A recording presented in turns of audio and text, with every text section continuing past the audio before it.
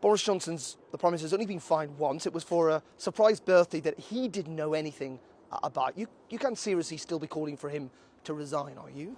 120 fines in Downing Street for law breaking when the Prime Minister said all laws were followed. That's a culture that the Prime Minister has responsibility for. But do I want to see the Prime Minister focusing on the cost of living crisis? Yes, that's why we pressed a vote on the windfall tax, because what we want to see is up to £600 taken off the energy bills of people across the country, those most in need, paid for by a windfall tax on the profits that the oil and gas companies in the North Sea didn't expect to make. That's a practical answer to the most pressing question. What did the Prime Minister do?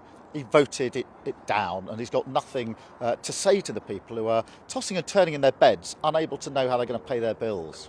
I do want to ask about cost of living, but just on this, I mean, are you still calling for the Prime Minister to resign? We've got the results now of the Met investigation. My view of the Prime Minister hasn't changed. Of course, after an investigation that shows 120 plus breaches of the law in Downing Street, of course he should resign. He's responsible for the culture. He also needs to focus on the cost of living crisis, because people are really struggling with their bills. Inflation's up, prices are up, wages are down, and the government is imposing tax on them at the same time. And he's got no answers. And he had the opportunity. One of the answers is staring the Prime Minister in the face, a windfall tax to reduce bills by up to £600 for those that most need it, on the profits that oil and gas companies didn't expect to make.